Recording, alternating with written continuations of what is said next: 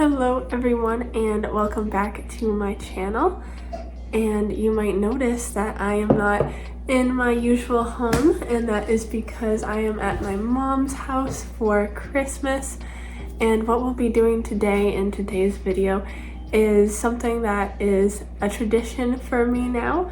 It's been a couple of years now, it's a newer tradition, but making all kinds of baked goods on Christmas Eve to be able to deliver out to my loved ones on Christmas tomorrow. And so that's what we'll be doing. We got a lot of baking that's going to be happening. I'm planning on making chocolate chip, gingerbread, oatmeal raisin, which is a big favorite of my loved ones, and some banana bread. I have my own personal recipes up for a couple of those. I have my own oatmeal raisin recipe and banana bread recipe up on my blog, so I will definitely link that in the description box below for you. But let's go ahead and get started with our baking day. So let's get baking. Alright, so the very first recipe we're going to do today is going to be my oatmeal raisin cookie recipe. Now, this is my partner's absolute favorite, and so for his family as well, it's their absolute favorite. So I always have to make this whenever it's a special occasion, or anytime really at all. This one is one that is one of my very own recipes, so it is up on my blog. I will definitely link that in the description box for you if you'd like to see it for yourself.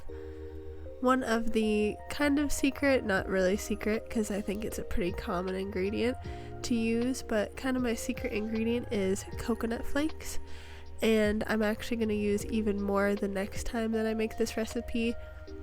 No matter what recipe I'm doing, I always like to try to learn and change it up every single time. You can always make something better, I feel, so I always try to take notes and change the next time I make something.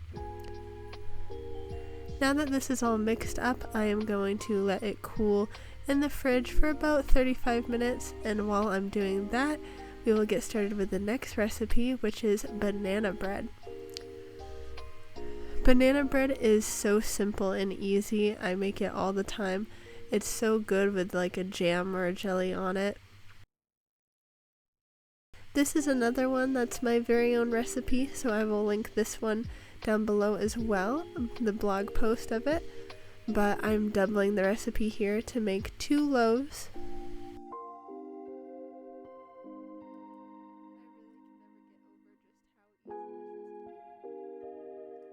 I really can't get over how easy this recipe really is. It's so simple. You don't have to mix it up very well. It's actually better, I think, if you don't mix it up super well, because then you get some good banana chunks.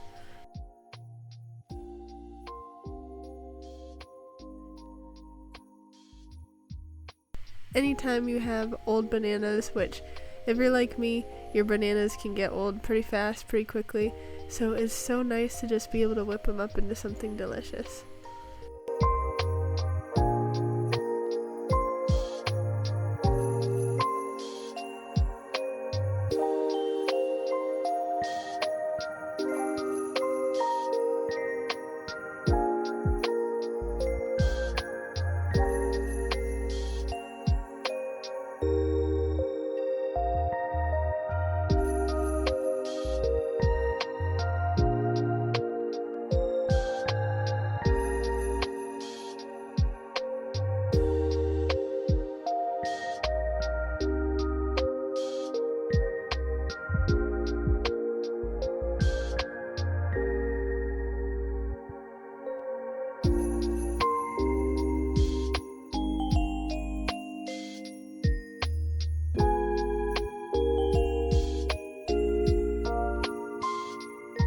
So the banana bread is going into the oven, and after that I am now getting my oatmeal cookie batter out of the fridge and putting that on their baking trays. Then that is going to go into the oven as well, and everything will be cooked right up. I got 2 separate timers going, one for the banana bread and one for the cookies.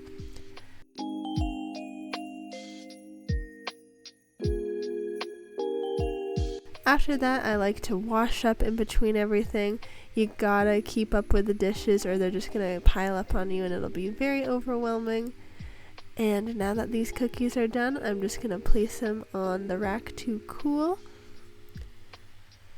The next kind of cookie we're gonna be making is chocolate chip. It's a classic and it's just a delicious one to have, the classic chocolate chip cookie.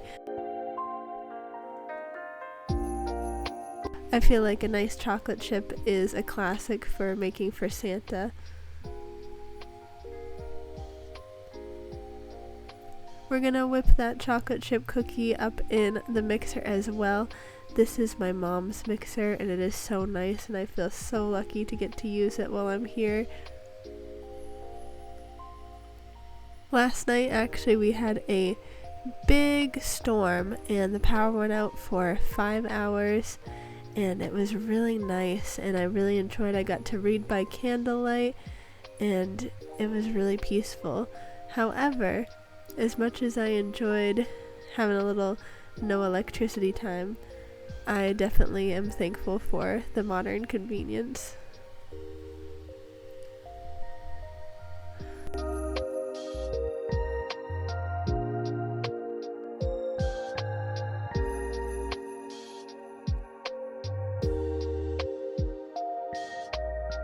Alright, using this little handy dandy, almost like an ice cream scoop, cookie scoop, once again for the chocolate chip cookies, and those are going right into the oven as well.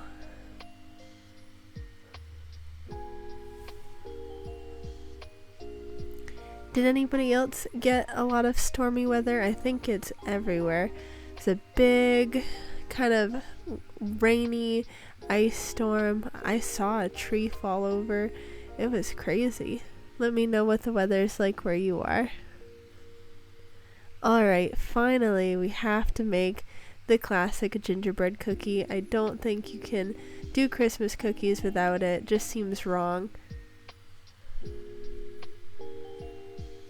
And I must say, since I am recording this after I've made the cookies, that these gingerbread cookies turned out the best I've ever made them, and so I'm going to make sure to tell you what I did to turn them out so nice. The first thing to remember for gingerbread is thickness. You don't want it too thin or too thick, just right in the middle, maybe about 2 millimeters. I do a whole tablespoon of both cinnamon and ginger because I really enjoy making sure you can really taste that flavor of the spice.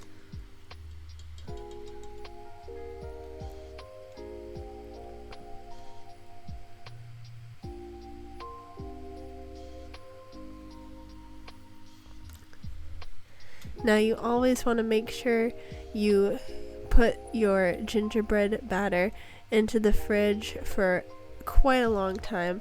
I would say at least a couple hours. I did mine for about 2.5-3 hours before getting it back out. It really helps with the process of turning it into the different shapes. If you don't do this step, it makes it really hard and the shapes just kind of fall right apart when you're trying to pick them up. And after getting those all cut out and put in the oven, I am washing the dishes once again. I want to make sure I am clean and tidy. Now this is the fun part for me, is decorating with the icing. So I always make my own icing, but my mom actually received a gift at her work of a pack of icing, so instead of wasting it, I'm just going to use it. My second tip for perfect gingerbread is the amount of time in the oven. I only cooked mine for 7 minutes, and you want to take them out sooner as opposed to later. And here's a few of the designs that I did. I'm quite proud with my decorating. Now to put them all in the boxes, because these are all gifts. I think making cookies or making any kind of food is a great gift that shouldn't be overlooked. We don't need to buy all of our gifts. We can make it homemade. And if you're not that creative in other ways, baking is a great way, even if you are creative in other ways. Make sure to put some kind of parchment paper or some kind of paper in there as well, other than just the wrapping paper, because the oils from the cookies could make it tear and have it stick to the cookie. And that's that all done. So I think that's gonna do it for me today. Thank you so much for baking with me, and I hope you check out those recipes if you'd like to make some of these baked goods over the course of this winter season. And I hope you had a cozy day and are having a very merry holiday season, a very merry Christmas. I will see you in the next video. Until then.